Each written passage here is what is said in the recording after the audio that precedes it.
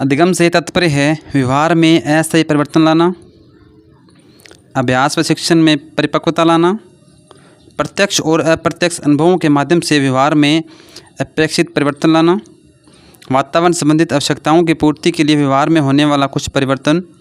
इस प्रश्न का सही आंसर है ऑप्शन नंबर 3। अनुभवों के रूप में लोगों के व्यवहार में कोई भी परिवर्तन कहलाता है, क्या कहलाता है? अधिगम, सीखना। निष्पादन में परिवर्तन अभ्यास का फलन होता है, कहा जाता है लर्निंग यानी अधिगम। सही विकल्प चुनिए। अधिगम क्या है? अधिगम क्या है? सक्रिय प्रक्रिया है। सीखना अधिगम है। ज्ञान का श्रेय, ज्ञान की ऊष्मा, प्राणी मात्र के व्यवहार में सुधार लाने की प्रक्रिया या प्राणी मात्र के व्यवहार को प्रेरित करना। ऑप्शन नंबर 3 सही आंसर है। व्यवहार में संशोधन की प्रक्रिया है, क्या है? अधिगम, लर्निंग। सीखना केवल ज्ञान या कौशल प्राप्ति ही नहीं है, व्यवहारगत परिवर्तन है, व्यवहारिक जीवन में क्रियान्विति है, विद्यार्थियों के लिए मार्गदर्शिका है या दृष्टिकोण में परिवर्तन है। ऑप्शन नंबर ए व्यवहारगत परिवर्तन ही अधिगम है। निम्नलिखित में से किसे सीखना की श्रेणी में नहीं रख सकते? किसे नहीं रख सकते? अभ्यास के कारण व्यवहार में होने वाला परिवर्तन अधिगम है। अभ्यास एवं अनुभूति दोनों के कारण व्यवहार में होने वाला परिवर्तन अधिगम है। अभ्यास, अनुमति एवं अंतर्नोद के कारण व्यवहार में होने वाला परिवर्तन लर्निंग है। बीमारी के कारण व्यवहार में परिवर्तन ये अधिगम नहीं है।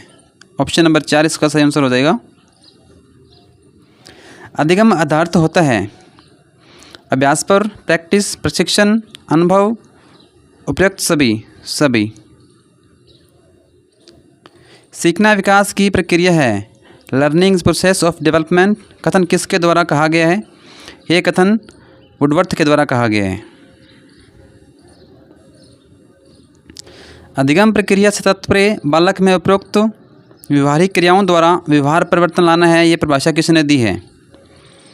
यानी व्यवहारिक क्रियाओं के द्वारा ही व्यवहार में परिवर्तन लाना, ये परिभाषा गिलफोर्ड के द्वारा दी गई है। किसी भी ऐसी प्रक्रिया को जो कि व्यक्ति के अच्छे या बुरे किसी भी तरह के विकास में सहायक होती है और उसके वर्तमान व्यवहार और अनुभवों को जो कुछ वे हो सकते हैं उससे भिन्न बनाती है, सीखने की संज्ञा दी जा सकती है। यानी कि अनुभवों के या व्यवहार के कारण व्यवहार में होने वाला परिवर्तन ही क्या है? अधिगम है। और ये परिभाषा किसने दी है? वुडवर्थ ने। Learning is the modification of behaviour, thoughts, experience and training.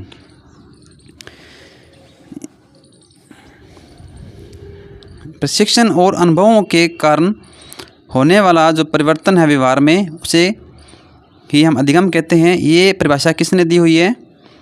Woodworth RS ने। अधिगम आदतें, ज्ञान एवं अभिवृत्तियों का अर्जित करना है।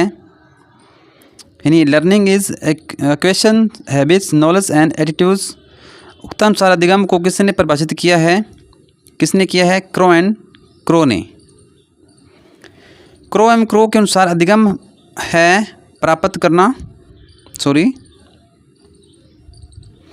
एंड क्रो के अनुसार अधिगम है प्राप्त करना ज्ञान और अभिवृत्ति।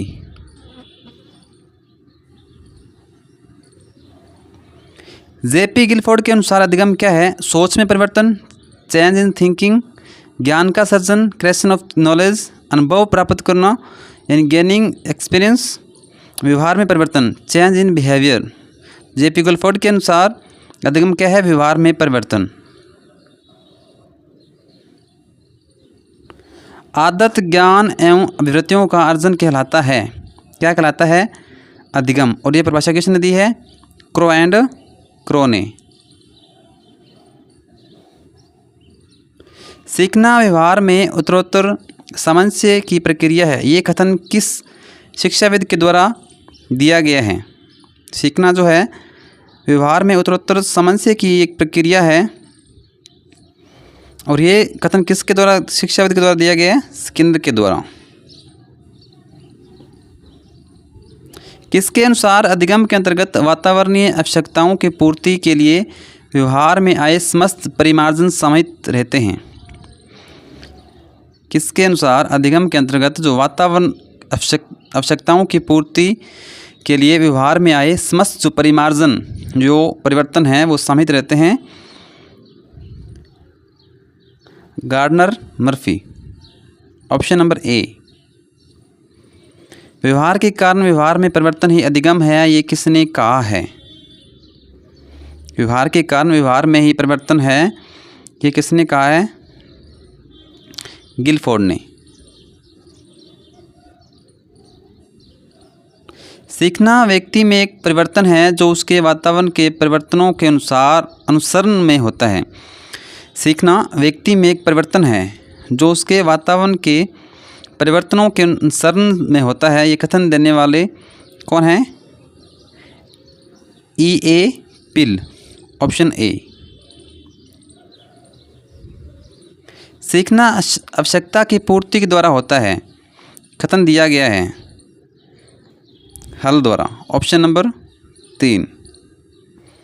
कौन सा कथन अधिगम की प्रकृति को सही प्रकार से निर्देशित करता है? अधिगम एक प्रक्रिया है, अधिगम एक उत्पाद है।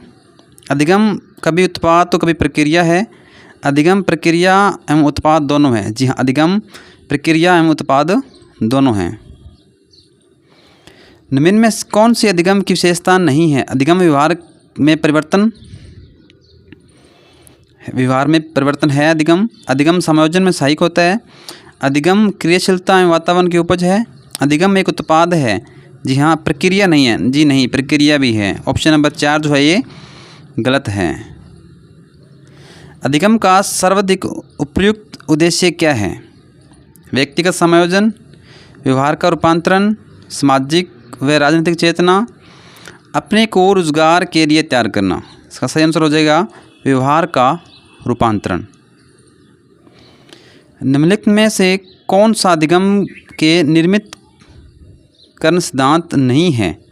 अधिगम संदर्भित है, अधिगम तत्कालिक है, अधिगम सामाजिक क्रिया है, या फिर ये सक्रिय क्रिया है? इसका कौन सा सिद्धांत जो है नहीं है कारण? तो इसमें अधिगम तत्कालिक क्रिया नहीं है, ये सक्रिय क्रिया है, ये जीवन पर्यंत क्रिया चलती है।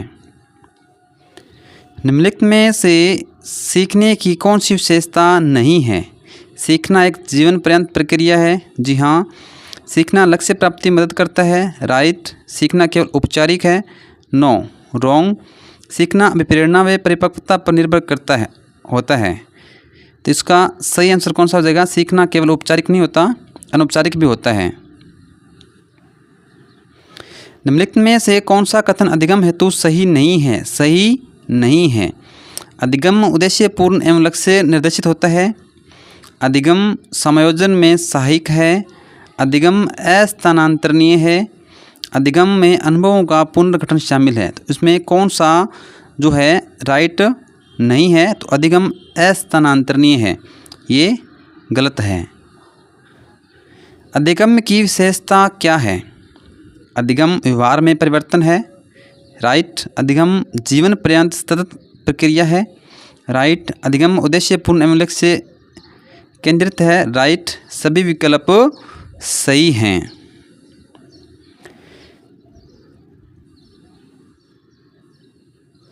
निम्न में कौन सी अधिगम की विशेषता नहीं है? अधिगम जीवन पर्यंत चलने वाली प्रक्रिया है। राइट। अधिगम एक सार्वभौमिक प्रक्रिया है। राइट। अधिगम उचित समायोजन में सहायक है। राइट। अधिगम मात्र नवीन ज्ञान का अर्जन है। नहीं, रॉन्ग। ऑप्शन 4 इसमें क्या है? विशेषता नहीं है।